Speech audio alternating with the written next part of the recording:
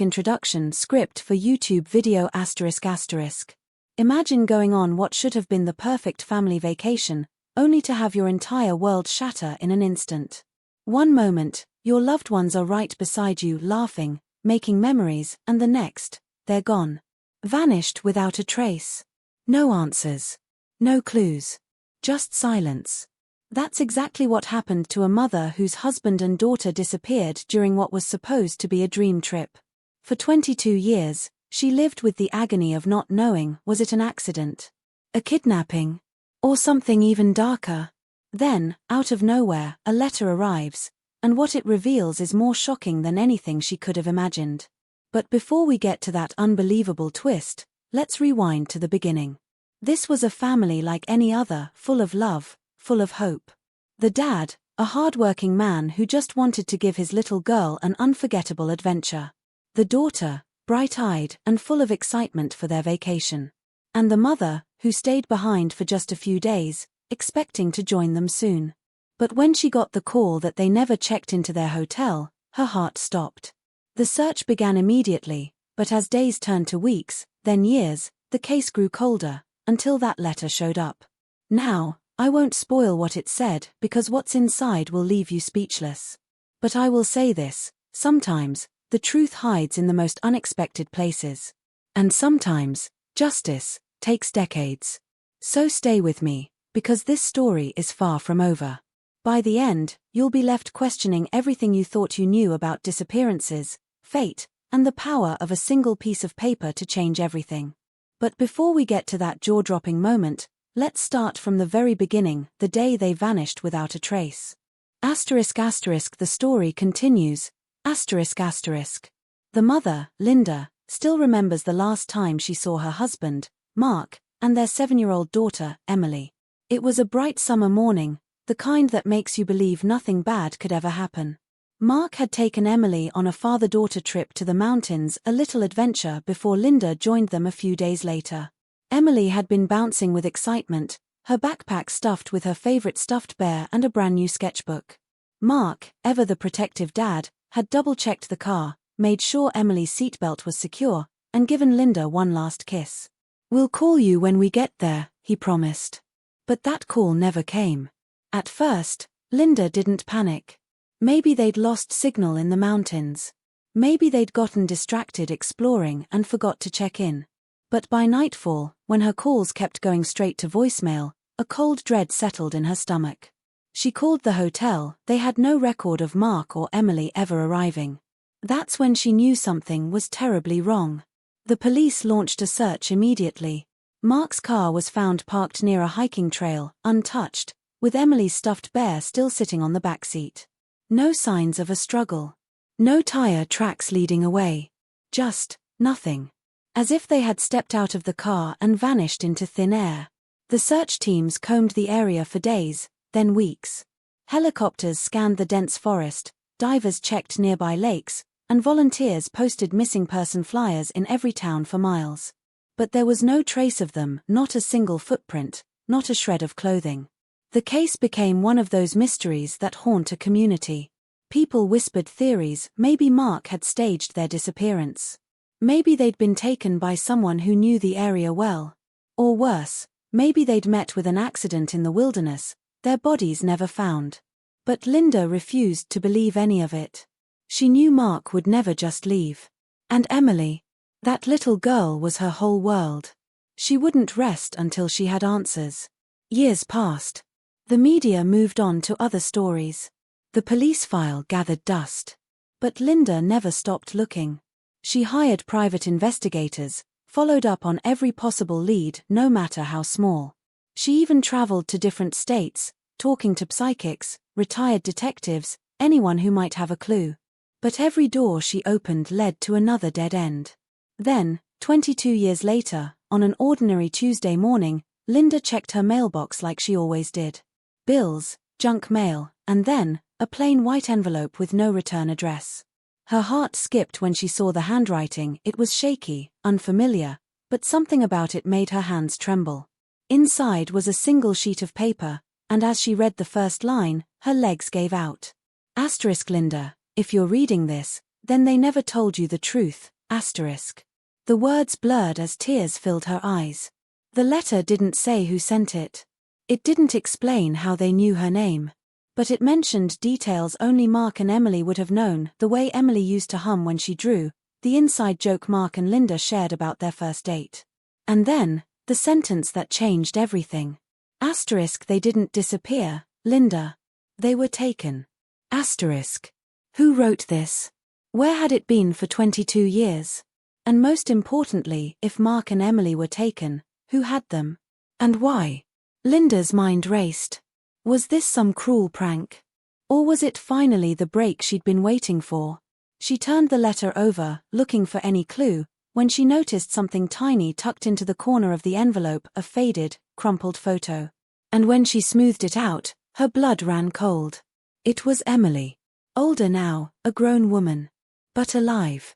And behind her, barely visible in the shadows, was a figure that looked like Mark. The photo was dated just 1 week earlier. Someone out there knew where they were. And whoever sent this letter wanted Linda to find them. But why now? And what happened all those years ago that tore this family apart? The answers were out there. And Linda wouldn't stop until she got them, no matter how dangerous the truth might be. To be continued. Asterisk asterisk, the story deepens, asterisk asterisk. Linda's hands shook as she stared at the photo. Emily's face, older, unfamiliar, yet undeniably hers, sent a wave of emotions crashing through her. The woman in the picture had the same slight tilt to her smile, the same freckle just below her left eye. And that shadowy figure behind her, was it really Mark? The image was grainy, taken in low light, but the posture, the way he stood slightly hunched as if protecting her, it felt like him. But how? Where had they been all this time? And why send this now, after 22 years of silence? She rushed back inside, the letter clutched in her grip, and spread everything out on the kitchen table. The envelope had no postmark, no stamp, just her name and address handwritten in that same shaky script. That meant someone had dropped it in her mailbox personally. Someone who knew where she lived. Someone who might still be watching. The thought sent a chill down her spine. Linda's first instinct was to call the police, but she hesitated. The last time she'd trusted them, they'd given up on her family. They'd labeled Mark a possible runaway, suggested he'd taken Emily and started a new life. But she knew that wasn't true. Mark would never do that. And now, this letter proved it. Asterisk, they were taken. Asterisk. She needed help, but from who? Her mind raced through the years of dead ends, the private investigators who'd taken her money and found nothing, the so-called psychics who'd fed her false hope. Then she remembered someone, Detective Carl Ruiz, the only cop who'd ever truly listened. He'd retired years ago, but he'd kept in touch, checking in on her every now and then. Maybe he'd know what to do. She dialed his number with trembling fingers. When he answered, his voice was rough with sleep. Linda. It's 3 a.m. What's wrong? I got something, she whispered. About Mark and Emily. Someone left me a letter. A photo. Carl. I think they're alive. There was a long silence. Then, the sound of sheets rustling as he sat up. I'm on my way. While she waited, Linda studied the letter again. The words were typed, no signature, no identifying marks. But there was something odd about the phrasing. Asterisk, they didn't disappear, Linda. They were taken. Asterisk, not asterisk kidnapped. Asterisk, not asterisk abducted. Asterisk asterisk taken. Asterisk, like it was deliberate. Like someone had chosen them. And then there was the last line, asterisk, if you want to see them again, don't trust anyone. Not even the people you think are on your side. Asterisk. What did that mean? Was someone close to her involved? Her stomach twisted. Over the years, she'd confided in friends, family, even support groups. Had one of them known something all along? A knock at the door made her jump. She peered through the peephole. Carl, his face lined with worry. She let him in, and he took one look at the letter and photo before exhaling sharply. Okay. We need to be careful. You believe me? She asked, voice cracking. I always did, he said quietly. But Linda, if this is real, if someone's reaching out after all this time, there's a reason. And it might not be a good one. He examined the envelope, then the photo, holding it up to the light. This was taken recently. The clothing, the background, this isn't some old stock image. Someone wanted you to know they're alive. But why now? Linda's voice broke. Why wait 22 years? Carl's expression darkened.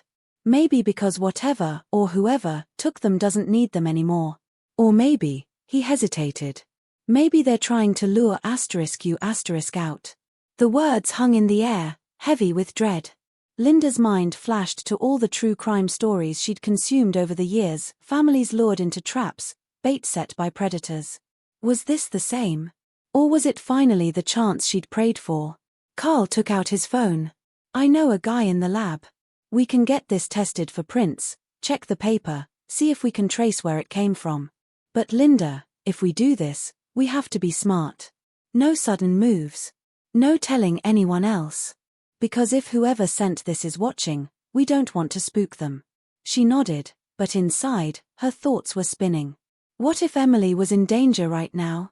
What if Mark was hurt? Every second they waited felt like a betrayal. But Carl was right, they had to be careful. As he left to make calls, Linda stared at the photo again, tracing Emily's face with her finger. Her daughter. Her baby. Alive. But where? And who had her? And most terrifying of all, what would they ask for in return? To be continued. The tension mounts.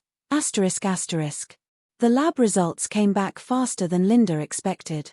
Carl stood in her living room, his face grim under the dim yellow light of her lamp. The envelope had no fingerprints, wiped clean.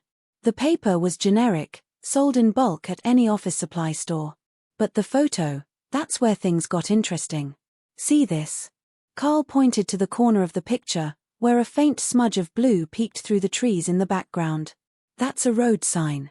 The lab enhanced it, it's partially visible. We're talking Highway 87, up near the Canadian border. Linda's breath caught. That was hundreds of miles from where Mark and Emily had disappeared. Had they been moved? Kept somewhere remote all these years? Her hands trembled as she reached for the photo. We have to go there. Now.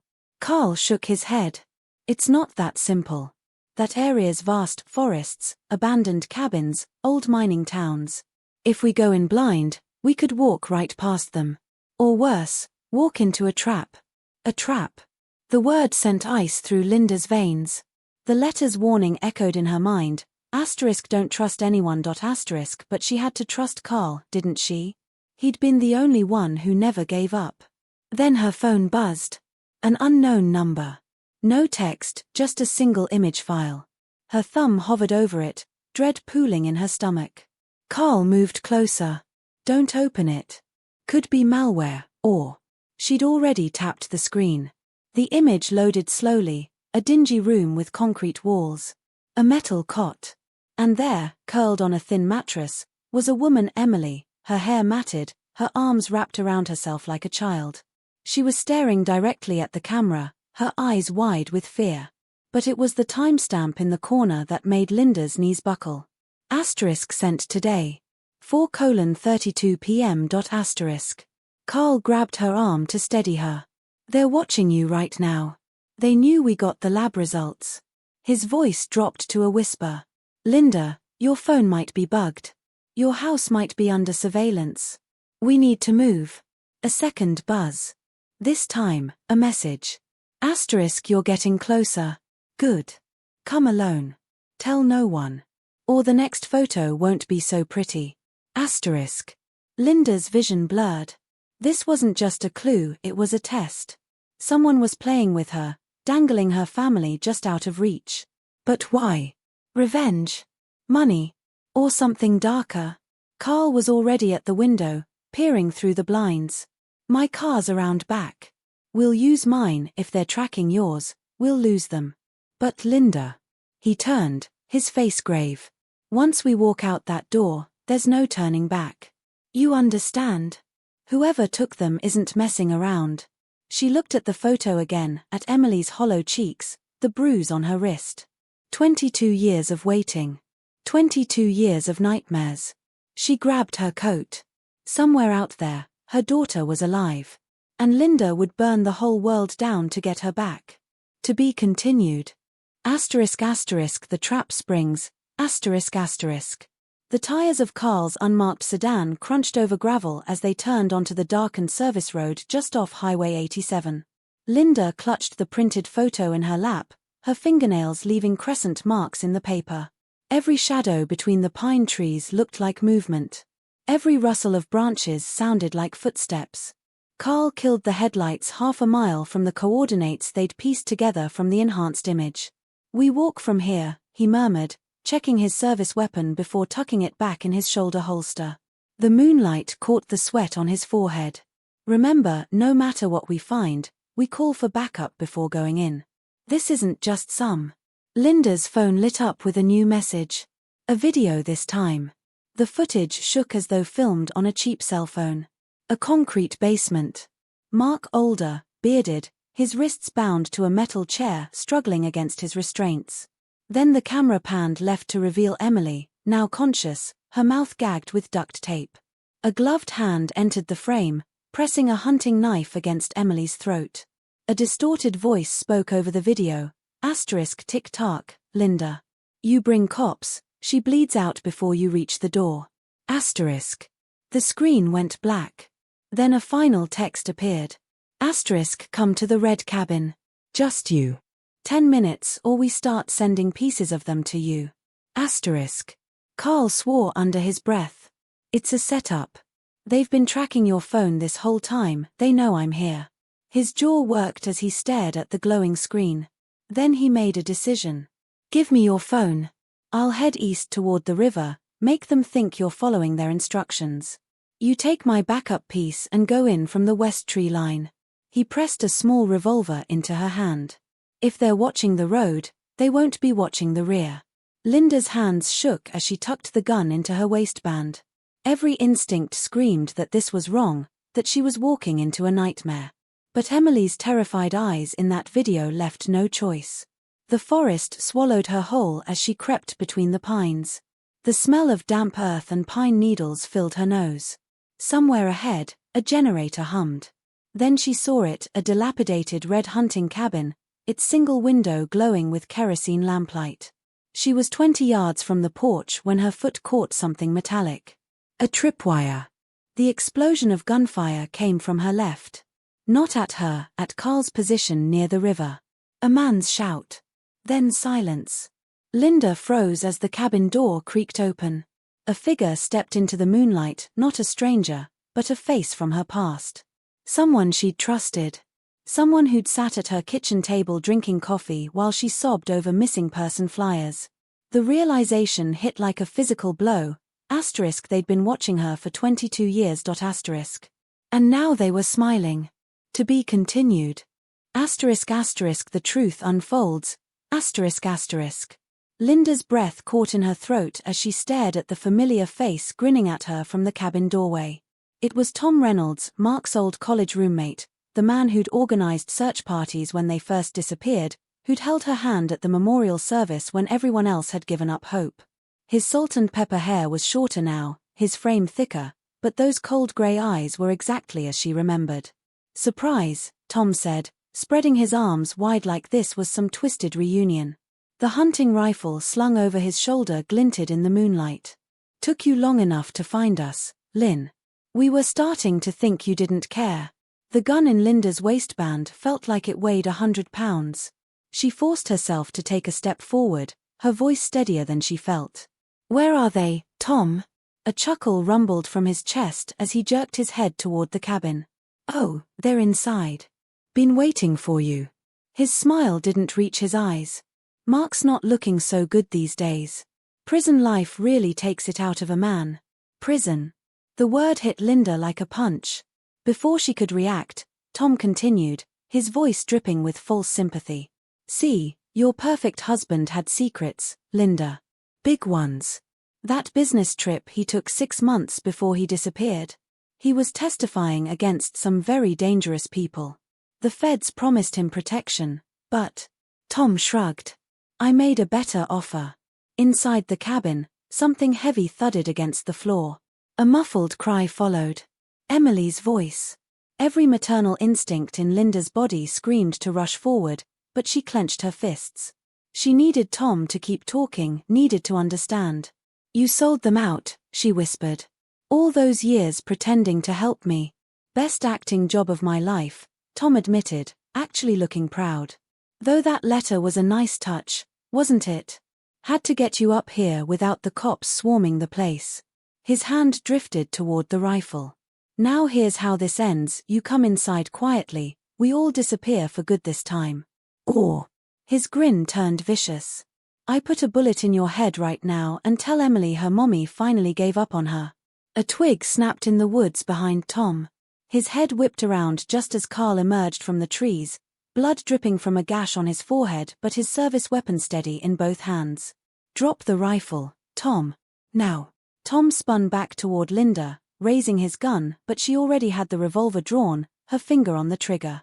For the first time, fear flashed across Tom's face.